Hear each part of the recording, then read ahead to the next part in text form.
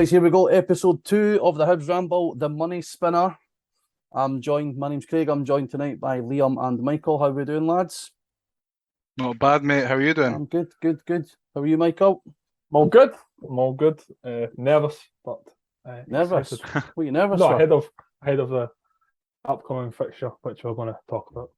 Oh, Not nervous because you're on Hibernian's #1 rated podcast. No, that's not a nervous thing. That's a excited thing. Good. Glad to hear it. aye, so tonight we'll just go through, the return of probably one of the best features in the Scottish Football Podcast game, which is the Premiership. Now, last season, this was pretty much Liam just describing his pies, but we're all going to have a bash at it this season, and we'll get a league table done up. So we've got our scores on the doors. So we'll start with the Premiership then. So obviously we're away to St Johnstone, McDairmid Park. The kiosk setup isn't the greatest in there as you come through the turnstiles. No, Very not great. busy, very congested. You get to the front of the queue, you see at the side of the kiosk, today's special is a steak and black pudding pie. So immediately you're salivating. You know, the mouth starts filling up. You can't wait to get stuck in. And you get to the front of the counter and there's none left. Liam, talk me through it. What was your initial reaction to finding out that the steak and black pudding pie was indeed out of stock? So I went down to the pie queue after maybe about 10-15 minutes of the game, just so I didn't have to stand in a horrible queue. And that's when I realised that the pie of the day was steak and black pudding, and I'm thinking, here we go. I was thinking like Fabrizio Romano. This is it. Got to the front of the queue, and I was met with the wee lassie. I went, any steak and black pudding pies left, hen? She went, nah. I was thinking, well, that's a bit bloody rude. So I went, that's gutting. My heart sank. I fell to my knees. And I said, I'll just have a steak and gravy pie instead. So do you want me to go through my scores now? Well, I was likewise, Liam, but I was actually, I could have saved your journey because I was there about half an hour before kickoff. So that's a joke. The Hibernian support were indeed frothing for their steak and black pudding pie. Michael, I'm intrigued to see what you thought of the whole pie out of stock scenario, and if you weren't going for the steak and black pudding, what were you going for? Well, it's quite fitting that they were out of stock for me, as I did not make any effort to buy one. I was not hungry, so I thought therefore there was no point in me queuing up for a pie. I also feel it's interesting for me to present a viewpoint from those not having pies, so that and perhaps trying to access food that is otherwise unavailable. So, like what? Well, I don't really like the sound of a steak and black pudding pie, if I'm being honest. Really? Nah. It sounds to me like they weren't actually sold it the second they thought again about how disgusting it sounded and thought they wouldn't actually try and sell it to people. I tell you what, that's left field. Yeah. That is left field. However, committing to the content, we love to see it. We absolutely love to see it. So a big fat 0 will be struck against Michael for the McDairmid Park effort of the Premiership table. Can I also make a suggestion? Sorry, going forward on the events that I don't have a pie, of which will be often due to the fact that I said last week that I don't like funding other clubs beyond what I need to. Perhaps for the true review of the pie, I should give an average of what yous have. So say whatever yous have, I'll go for what the average is of your rating, and that can be the true. You'll meet in the middle. The true rating of the pie. Ironic with you saying that, Liam, that he would meet in the middle, because that's what we're reviewing. We're reviewing the meat. I tell in the you middle. what, so that's some segue, by the way. There we go, eh? I told you, I'm not new to this game. I've been round the block a couple of times. 2 episodes in, and I tell you what, the best production value that Hibernian has. Exactly. So we've got four criteria under which the pie review falls under. There'll be a mark out of 5 for each. So we've got price, crust, filling, and temperature, giving you out of 5 for each, an overall rating out of 20. So, Liam, I'll ask you first, what was your overall score? So overall, McDairmid Park pies. Actually, Ken, what? It'll probably be better to go category by category No, first. No, give me your or do you want to go overall and then we'll first? break it down. Overall, Yeah. 9. 9. Yes. I was 14. Really? I That's felt, high. yeah, I know. That's high. I've got good pie standards, mind. So have I, but I feel like you do too, though. I actually thought that was a poor score on reflection to what it could have been. But 9 is Mm, 9 is yeah. so your price. Where are you sitting on price?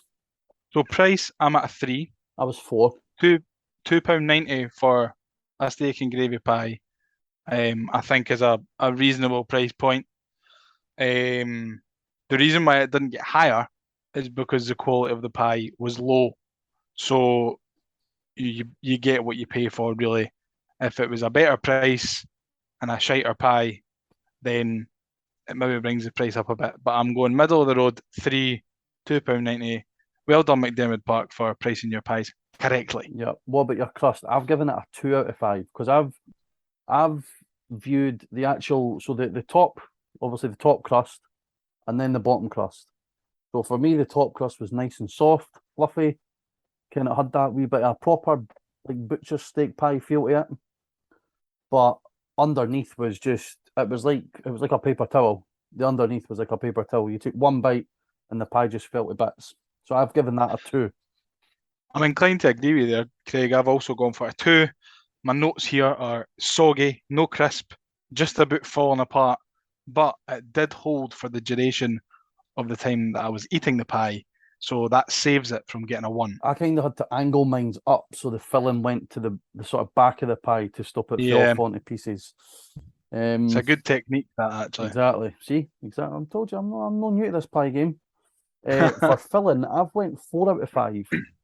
So I thought the gravy was nice and thick, and it was decent sized chunks of steak in it as well. None of this like sort of steak bakey kind of filling that you normally get with a steak pie. It was a decent sized chunks in it. Like I said, almost a miniature version of a butcher steak pie. Well, was that a 4 that you I gave it? gave it a 4. I quite enjoyed it. I think I must have got a different batch because I've given the filling a 1. And my exact words here are steak and gravy pie. Are you fucking kidding me? It was more like chewy rubber and watery bovril because the gravy was runny. It was horrible. The steak was tasteless. It was chewy. It was grizzly. It was not very nice at all. I think And then the other word I've used here was, and I don't use this lightly, disgusting. strong words from a strong man. It must have been a different batch because mine was the complete opposite to that. And then finally, temperature. Now, I'm one of these guys that likes, if I'm liking a pasty, like a Greg's, for example, I like it lukewarm.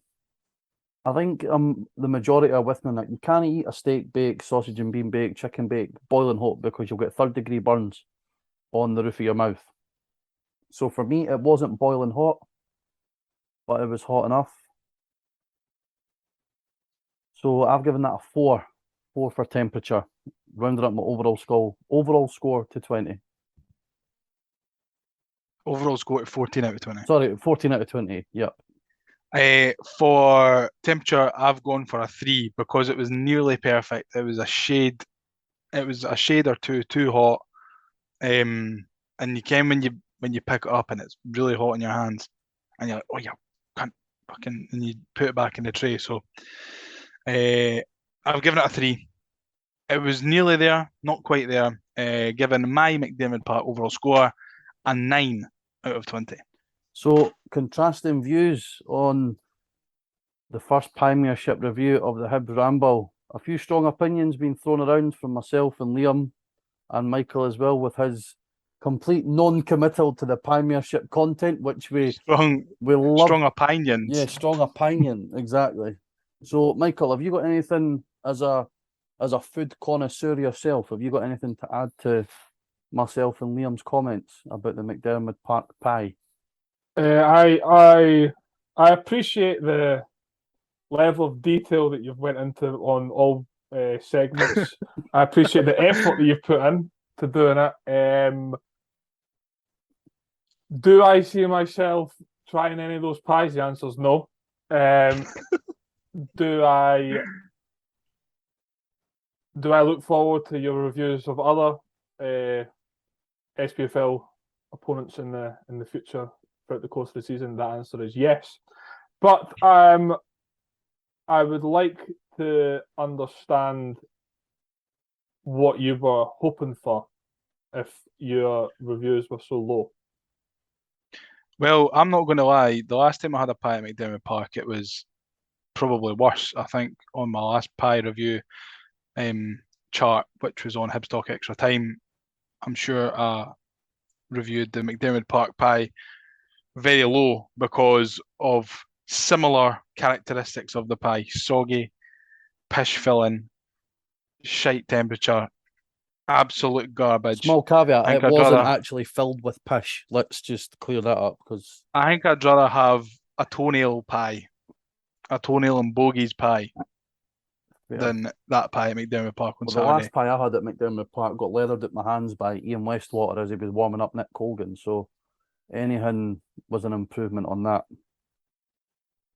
I get it. I feel like 14's a really high rating though. Yeah, but That's like high. However, because of the lack of stock of the steak and black pudding, I'm going to take 2 points off.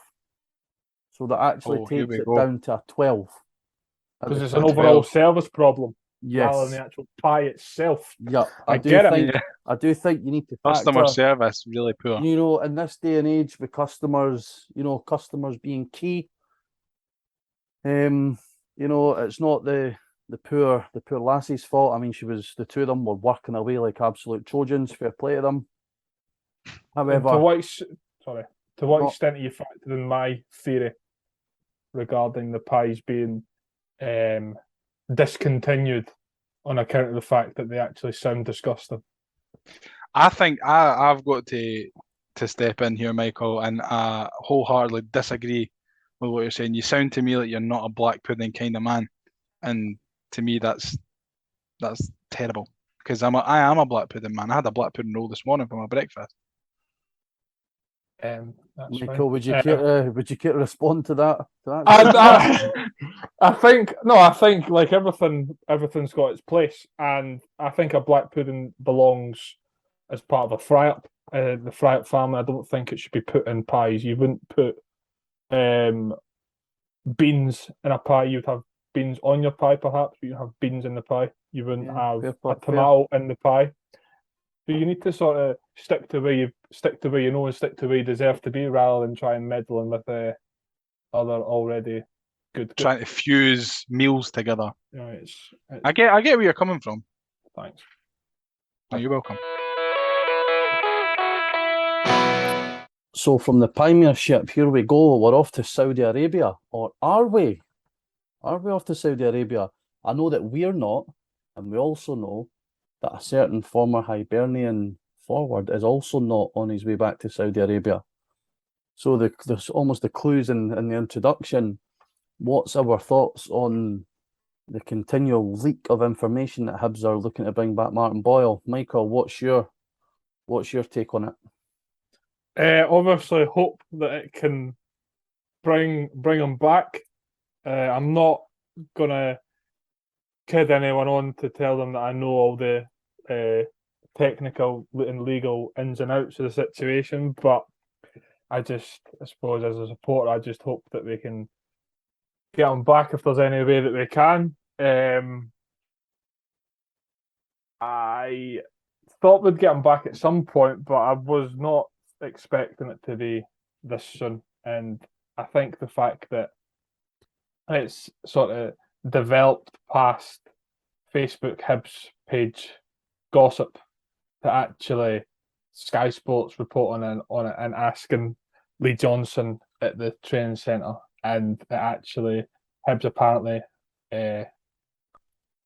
confirming an actual interest would suggest to me that we're being serious about it.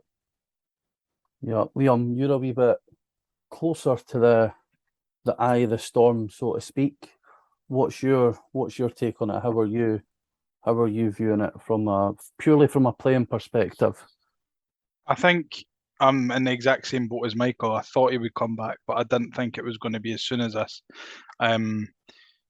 He's obviously a great player, a player that we missed for the last part of last season when he left, and I think he's the kind of player that we need in the squad at the moment. Someone who can really break the lines, who's got that tremendous pace, that can get in behind defenders and everything. But yeah, exactly like Michael, I thought he would come back, but it's quite exciting to hear that all the news outlets are reporting on it, saying that we're putting in bids and stuff, and you hear all lots of sort of different things through the grapevine. This has happened, that's happened, but it seems to be like there's an awful lot of. I don't think everyone knows what's going on. I'm not too sure that anyone really knows what's going on, but they say there's no smoke without fire, so hopefully it's done, and it's done sooner rather than later.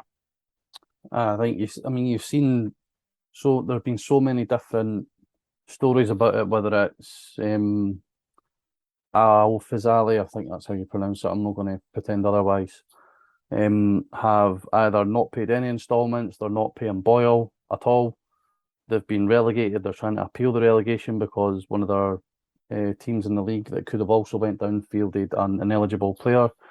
You've got the complexities of Martin Boyle having to come back to the UK and declare the higher end rate of tax on what he's earned over in Saudi Arabia because he's been there across 2 tax years. There's so many different scenarios playing out. I think the one part we do need to sort of maybe understand is that Hibs firmly are in the driving seat with regards to this, purely because the fact that Al Fazali still owe us a fee. So it makes it easier for us to negotiate with them, as if to say, right, you're due us 2.2 million, we will write that off if you write him off on a free transfer. And then it's about trying to negotiate a salary with Martin that he feels is acceptable. I think more, Michael, given what's gone on at the club over the past 6 months, we'll say 12 months, because the dominoes started falling almost the minute Darren McGregor was forced to play over in Croatia. That was kind of the start. Not that we would knock Darren McGregor at all, but that wasn't, we needed a centre half, it was clear to see. Do you think that there's more pressure on Ron to get this deal done, given what's happened in the last 12 months? Because to me, this feels almost a bit like when Derek Riordan came back in 2008. It was a real, it properly united the support. Whereas right now there's still factions against Ron, against Ian, against Ben, that maybe didn't accept the manager, don't accept some of the players that we've signed, the signing policy. Do you think this could be the one thing that unites the support under one? And that's maybe why Ron is so keen to get it done as quick as he can? Absolutely. I definitely feel like Ron Gordon, even though he has came out more than most owners would on fan outlets and podcasts and whatever, he doesn't, a lot of the time, his answers to questions bring up more questions than they do for me anyway. I think that he needs a marquee signing like Martin Boyle, and it's not like we're taking a chance on Martin Boyle either. Like, we know what he is, we know what he's like, we know how good he is. We know that he'll settle in at Hibs and all that. We don't have to worry about things like that. So I think, as far as a business perspective, like from a business standpoint, I think he's an absolute no-brainer. And the fact that football's such an emotional sport as well, and a sign like that every Hibs fan wants Martin Boyle back. So to have everyone on side at one time is a definite thing that we need to do, if possible. Aye, and Liam, given the relationship that Martin Boyle has with Ryan Porteous, do you think a signing like this could be key in getting Ryan to commit his long-term future to the club? Fingers and toes crossed. Obviously him and Porto are good pals. Porteous obviously yet to sign a contract. I mean, it depends. If you think about it this way, if you were unsure whether or not you were going to stay in your job, but your best pal at your work was like, "Oh no, Ken, I'll stay for another year." Would you want to stay as well? So it's kind of that. Oh, would you jump off a bridge if Martin Boyle jumped off a bridge? Kind of thing. Obviously, football's a completely different workplace, a completely different scenario, and they're both at totally different stages of their career. I would hope that it would help Ryan into signing a new deal. I think everyone wants Ryan to sign a 5-year contract, make him the captain, this, that, and the next thing. But, when it comes down to it, you just really don't know. But, I think we would all hope so. Yeah, well, we'll only just need to keep our fingers and toes crossed for it. I don't think at the time of recording there's any further news other than Hibs are still deep in negotiations. So, and folk tweeting squirrel emojis and squirrel gifs and all that. If I see one more tweet underneath a Hibs tweet saying this isn't Boyle, I'm not letting my nan out until you announce Boyle. I actually think I'm going to flip. But one of our favourite games for Martin Boyle was the Derby at Tynecastle, where he scored 2 goals. So what we've also done as a collective is we've all chosen, as part of our brand new segment, 6 of the best. So this won't happen every single week. It'll happen on occasion, so it doesn't get stale and we can keep it refreshed. So 6 of the best in homage to Russell Latipe's volley against Hearts in the 6-2 game. And as part of Ian Crocker, that name again, his classic commentary, we've got 2 games each, 6 of the best of our favourite Derby wins. And the only caveat was that you had to be there. Hibs are on the prowl again, in a menacing mood. Russell Latipe, twisting, turning, lovely 1-2! That is absolutely wonderful from Russell Latipe! 6 of the best for Hibs. They've been just stunning. So, as I'm a wee bit older, I've been to a wee bit more than the boys. So mine's maybe are a wee bit before their time, but I'll let you go first, Michael. Give us your 2 games. Okay. Wednesday, the 8th of November 2006. Hibs 1, Hearts 0. Rob Jones, League Cup quarter-final.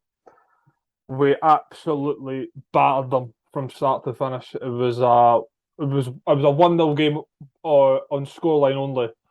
We had 81% of the ball. It was just scintillating Hibs. It was John Collins had just arrived. It was actually John Collins' I think it was his first game. Second game, because we drew 2-2 with Kilmarnock on the Saturday prior. And it was just a complete utter demolition. The only problem was that we never scored more goals. Battered them 1-0. Hearts never had a shot on target, I don't think. They were there as guests only, to be honest. And the only reason I remember the date is because it was my birthday. But the other thing is as well, and I seem to remember this at the time, was that after that game, a lot of Hibs fans felt that we'd win the cup because Rangers got beat 2-0 at Ibrox from St Johnstone, which was the beginning of the end of Paul Le Guen, and Celtic got beat from Falkirk the night before on penalties. So both of them were out, Hearts were out, and then it was us, St Johnstone, Kilmarnock, and somebody else.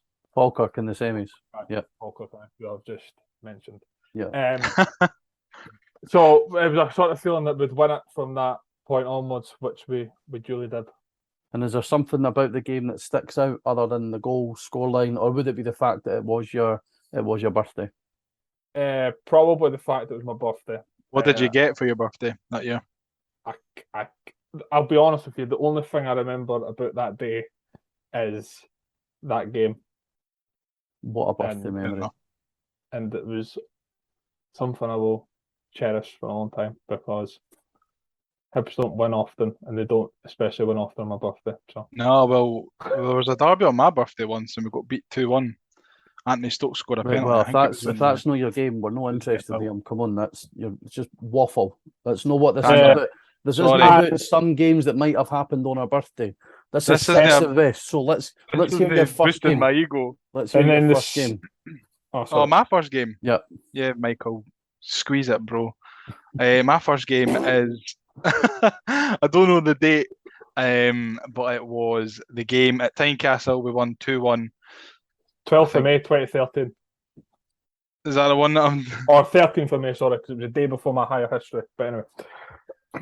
It's incredible how you remember the Have date. you got a of your higher significant history. date coming up this weekend? Like something that might tie all the 60 round dates for you.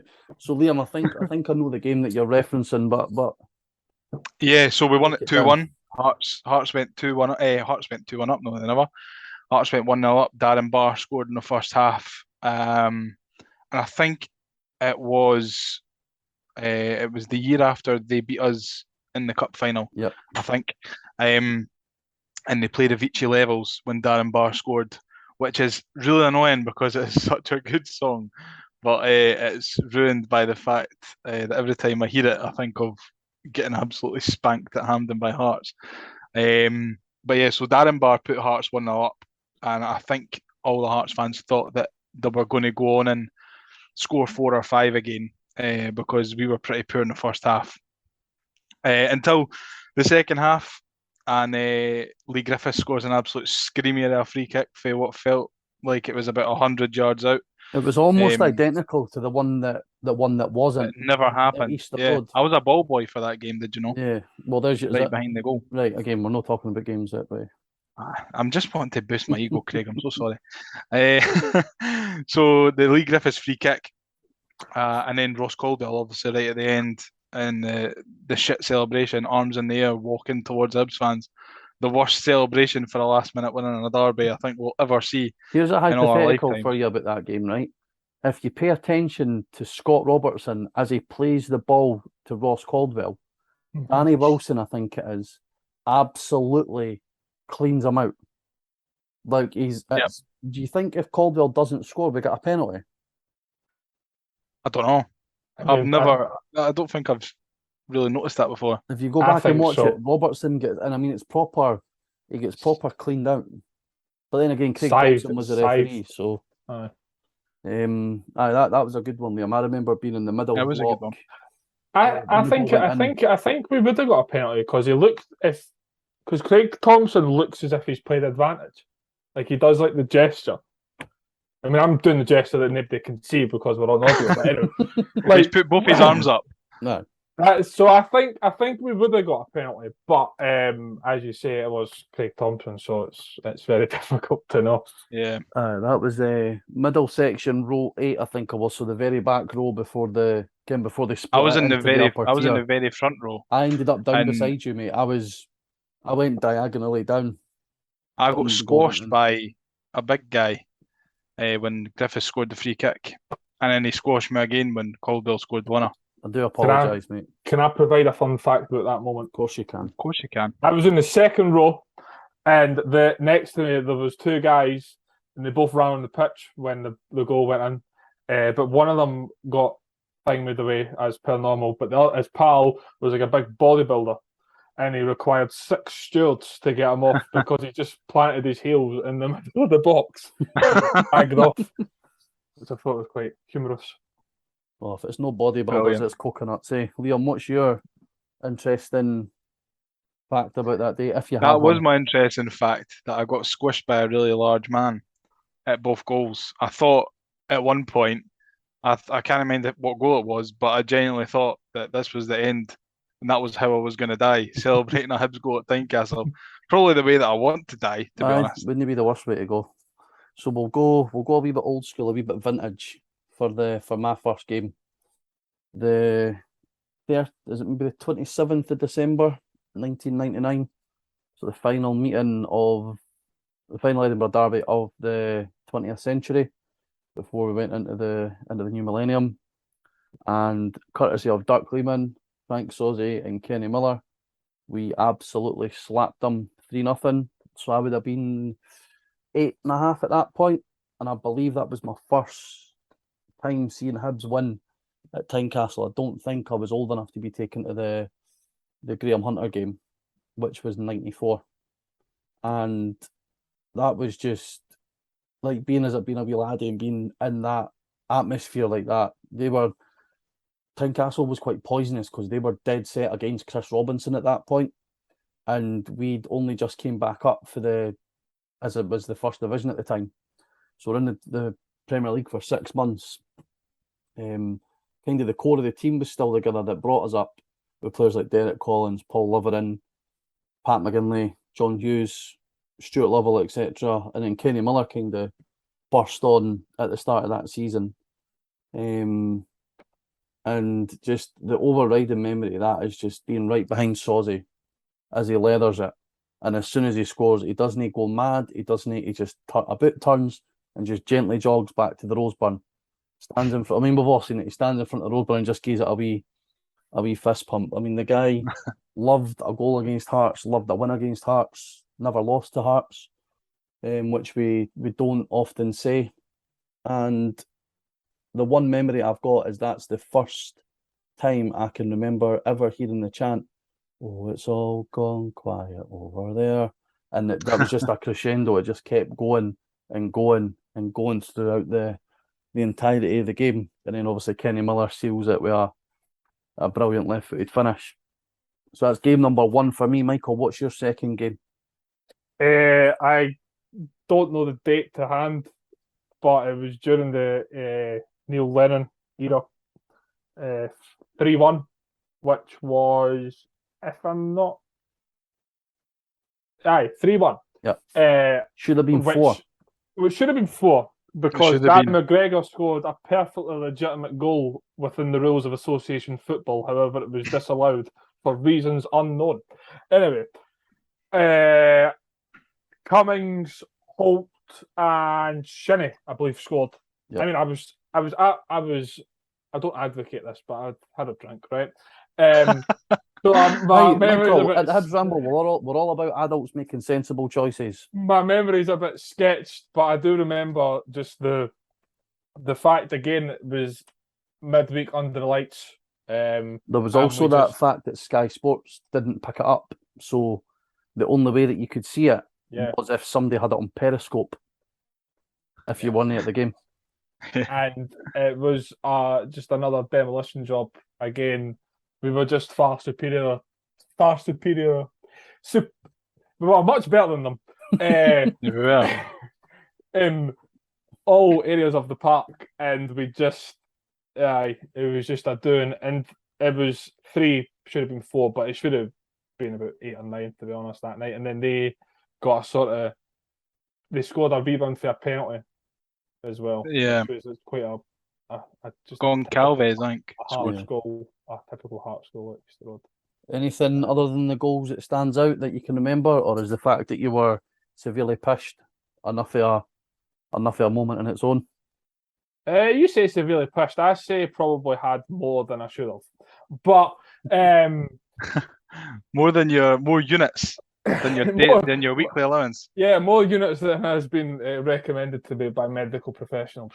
However, it was just the fact that, just the fact that it felt like an actual, because the only people that saw it were there as well. Well, apart from the folk watching on Periscope, but we're not counting them. So I just felt like it was more. It was a bit more special. I don't know. If anybody's never seen it, there's a wee Hearts fan who posts on Twitter, Aaron Fraser, whatever his name is pronounced, and on his YouTube channel. So he used to do match day vlogs, and he's got a vlog of that game, and it's got all the goals for that game, and you hear the Hearts reaction from that game. So that's always a good wee video to go back and watch. Liam, when you're feeling down when Hearts beat us. yep. Liam, your second game, and I think this my one's second probably. game- I think this one will probably be, other than those vintage enough to have been at Tynecastle on the 1st of January, sorry, 1973, or the 22nd of October 2000. I think a lot will probably resonate with your second game. Yeah, and it's not even a win; it's a draw. And the date was the 7th of February 2016, because I've just looked it up on my phone, and it was the 2-0 down at Tiny. Yeah, so what a day that was. Obviously, walking from the hotel through Gorgie and then into the stand, and then 2-0 down at half time. And you're thinking, here we go again. It's all over. But we should never have been 2-0 down. No. And it just felt like it was typical Hibs. Play well. I'm sure we had a really good chance right at the start of the game. I think it was maybe John McGinn, and he just dragged it wide. There was before one they where it scored. like kind of looped onto the top of the net as well. Yeah. So yeah, and we found ourselves 2-0 down at half time, and you kind of thought, oh, for God's sake, it's frustrating because Oh no, you it was know that Cummins. we'd played well. Cummins was ruled offside. He Yes. scored, but he was ruled offside, but he wasn't Yeah, And he was offside. actually that's right. onside. Aye. Yep. Yeah. And then obviously Jason Cummins scores with that superb header. I'm sure my dad at the time said that he'd seen him score one similar for the Scotland 21s or Scotland 19s or something like that. But I remember when he headed the ball, it felt like it took about 5 minutes to loop over the goalie and fall into the back of the net.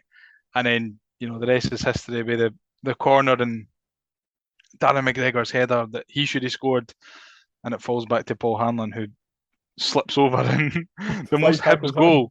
The most Hibs goal. That's probably ever. the only time that Hibs have scored a goal that we would usually concede. Like when Yeah, you think exactly. McGregor, I mean, if you analyse it properly, McGregor should score. Like, there's no way he should be missing. Like, Alexander just puts an arm out. He doesn't even have to save it, really. I think it's more an instinct thing that And then Alexander just flings his arm, the fact that it and goes then through, thankfully it falls back. the fact that it goes through like 3-4 bodies, and then also misses Nicholson on the line as well. Like, Yeah. it's just another thing. Anything stick out from that day other than the? I mean, Yeah. it's the only time I've celebrated a goal and ended up in the row behind. Like, Yeah, no. For me, other than the goals, the only thing I can really remember that was that memorable was Nicholas Gunnarsson nearly fucking it for us right at the end when he tried to. I don't know what he was trying to do, but he kicked it back towards. I think it was Oxley that was in goal, yeah. and it hit the bar. And we thought, oh, for Christ's sake, here we go. But And then no, he headed off the thankfully, line out to the corner as well. Aye. Thompson headed off the line. So thankfully we managed to scrape ourselves through Tiny, and we got through the replay as well, and then obviously ended up winning the cup. And I think we'll round it off with my second game, which I don't think needs no real description or introduction. The reason that this segment exists: 6 of the best. Mixu Patalainen, John O'Neill, David Zitelli, Russell Latapy. I suppose the one thing that sticks out for me with that game is that, one, I just got a brand new pair of Nike Cortez trainers on the Sunday morning, because it was a 6:05 kickoff that night. And 2, I was starting a new primary school on the Monday. So that's two wee Where were you starting? Fox Covert. Oh, was going did for- you enjoy it? I was going from Sight Hill to Fox Covert, so it was like being dragged out the favelas and like pushed into the big Dropped city. in Beverly Hills. Aye. So that's probably still remains my absolute top. Hearing the East sing "We Want 7, We Want 7," and then also ironically cheering when Colin Cameron scored to make it 6-2. And the fact there was fucking none of them there. There must have been about 400 It was fans quite there. embarrassing, from Yep. the Hearts. And those That would never happen nowadays. no, those that have very, very, very short memories. The Lyndon Andrews game. Aye. Changed the game when Yep. he came on And at 1-0. another wee interesting fact about that, it's there was no bookings. No one got booked. Especially for Hugh Dallas as well. But I mean, there's just so many iconic photos. You've got Mixu hudding up like that as if he's doing the YLT. I don't think he meant that, but still, it didn't really matter. Him and Sozzy doing the jig. You know, John O'Neill that night was really unlucky not to get man of the match because he was unbelievable. He was absolutely unbelievable. You just need to look at the team and see who played in it, and you realise that was a proper special time to be a Hibs fan. So you might be listening to the Hibs Ramble and wonder, right, why are we talking about 6 of the best? Why are we talking about our favourite Derby wins?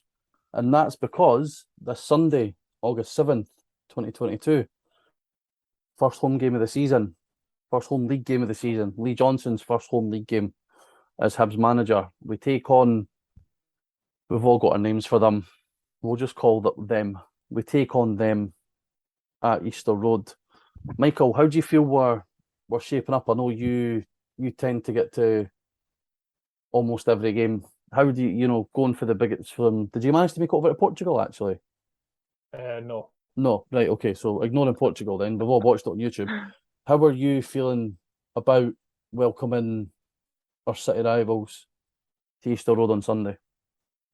Well, obviously, don't like them. Don't like the sight of them. Don't like the sound of them. Don't wish anything positive for them in any way, shape, or form. But I think that's a given for anyone listening to that. So, in terms of the game, I feel a bit better than I did this time last week. I think the new signings have been quite good. But it's a big test for them, and it's a big test for Lee Johnson. But sold out or looking to be a sold out Easter Road against your city rivals. That's why you should be playing for Hibs, I think. So it's sink or swim, I believe. Yeah, Liam, how do you feel after, obviously, the game last weekend wasn't great? How do you feel that last weekend's win at St Johnstone has maybe prepared us for playing against Hearts? Because as we've seen last weekend, St Johnstone were, almost like they've been taught by Professor Snape in the dark arts. They were at it almost from minute one. We know Hearts aren't averse to those kind of tactics either. So how key do you think it is that maybe we've actually faced that? And how also, because obviously we waited so long to get the goal, how important is it that we try and get an early goal on Sunday? Yeah, I think when you look at St Johnstone and Hearts side by side, I don't think there's many similarities that you can draw between them. St Johnstone were obviously playing for a draw, and they were going down every 2 minutes. I think every team can be capable of doing that. Obviously, Hearts can as well, but I think we'll see maybe a game against them. I think they'll come out and at us more, leaving maybe a little bit of space in behind, which is ideal for us and our pacey wingers like Martin Boyle and Jair Tavares. But I think, like what you're saying about the early goal, I think me and you were talking about earlier on, and the longer that it goes 0-0, it probably suits Hearts better because they're coming to ours. Probably leaving with a point is not a bad result for either side, especially this early in the season. The last thing that either team wants to do is go out there and lose, and I think that has been shown by the first 2 derbies last season, is that they were so cagey. And if they're anything to go by, then it probably will be a shit game of football. But it's an Edinburgh Derby, and we're hopefully going to go out and attack them because we've got a new manager who wants to implement his style. I thought at times on Saturday we were a bit toothless.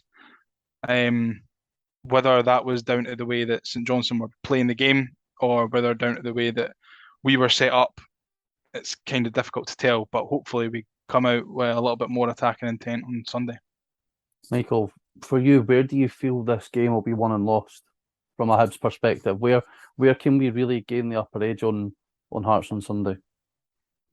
I think like most games of football, it's won and lost in midfield.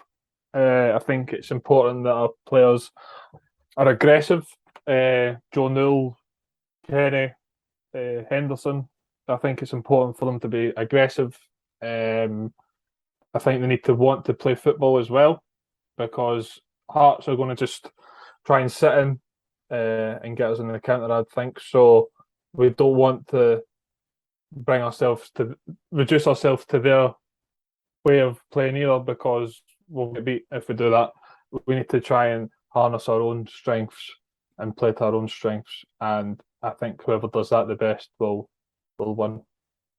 I think you make a decent point. It's always the midfield, and you typically find the games that we're struggling against Hearts as the games where they try to drag us into that sort of kind of stop-start nature of a game, walking for goal kicks, stealing yards, on throw-ins, just doing anything really to try and kill sort of any momentum in the game.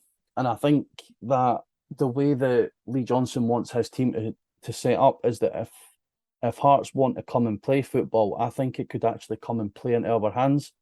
If they try and commit players forward, if they try and move the ball quickly.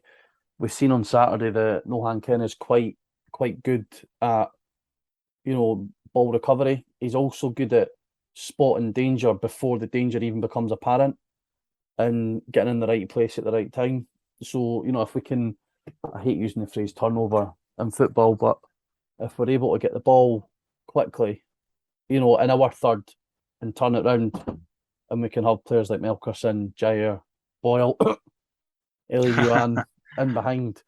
It's been brought to my attention as well that Robbie Neilson has never won a derby at Easter Road. So Liam, do you think that's something that we could somehow use to our advantage in a way? Yes and no, because obviously it's a record that Robbie Neilson obviously wants to get rid of.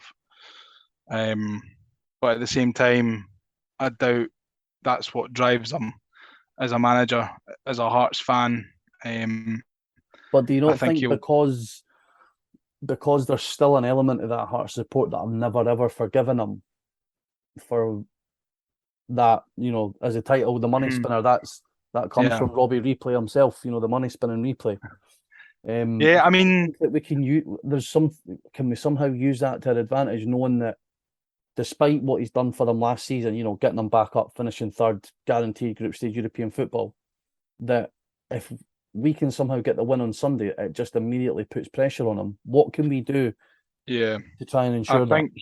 I think there's, like you say, I'm not too sure how big the contingent is that is anti-Robbie Neilson, but it seems like there's a lot of Hearts fans that no matter what Robbie Neilson does, he could, turn water into wine and turn bread into fish, and they still would want his head. So I feel maybe a win on Sunday maybe would put a little bit of pressure on him, but I don't think that kind of pressure from the fans would lead to Hearts doing anything rash with sacking him or that.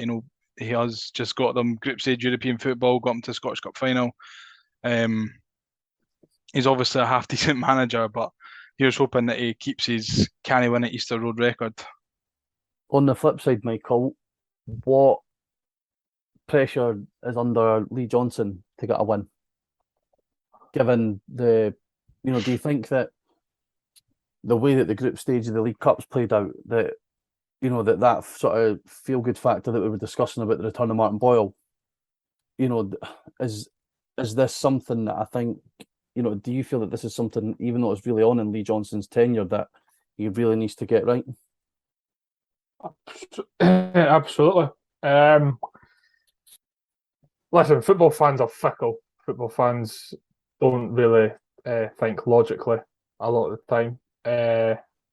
A lot of Hibs fans will be looking at it and thinking, the guys came in, he's had money to spend, he's bought some of his own players.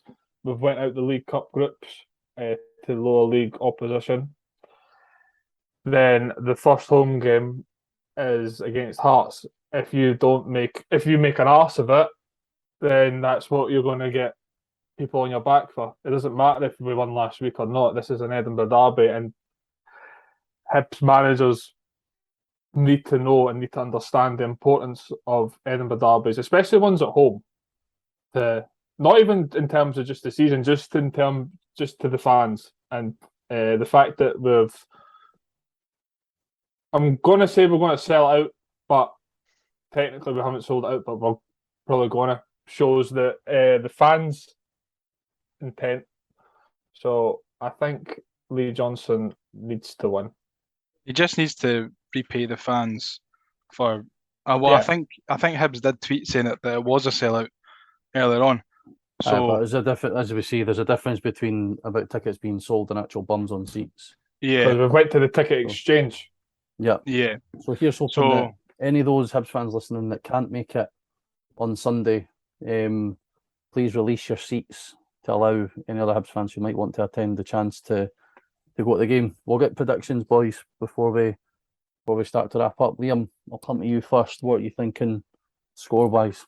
Well, my arse is biting my leg already. I'm a nervous wreck at the best of times, but when it's a derby week, it's even worse. Score-wise, I've not thought too much about what my prediction is going to be. So I'm going to pluck one out of thin air. I think we'll concede, but I think we'll score, and I think it'll finish 1-1. Michael? 0-0, like they always are. What a fucking air of positivity. I'm going to go against the grain and say 2-0 Hibs.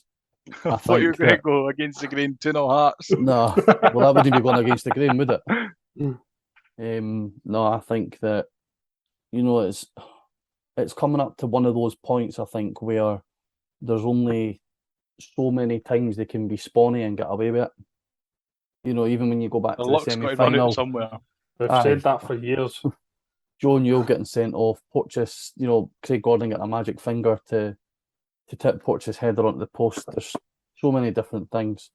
So I'm gonna go 2-0 Hibs with Melkerson sending 3 sides of Easter Road. Absolutely apoplectic. So before we wrap up, we've just got some questions for viewers, and I think the three of us are delighted with some of the feedback and the reception that we've got for listeners so far. So we do really appreciate that. First question comes from Logan Milne. So these will just be quick fire. I'm not wanting War and Peace. First one for Logan Milne at LoganM1875 on Twitter. With the new boys not playing for the club a lot, do you think they will know how big a game the derby is and be ready for it? Liam? I think Aidan McGeady definitely will. He's obviously been about Scottish football, but I think it may be difficult. Oh, right enough, eh? I think for the new boys that have come from abroad, it might be a little bit different. But they'll have played in derbies before. Whether they've played in the derby as big as this, who knows? They might have played in bigger ones. Yeah. Well, my answer is Logan. I don't know. Have you got anything to add to Liam's stellar contribution there, Michael?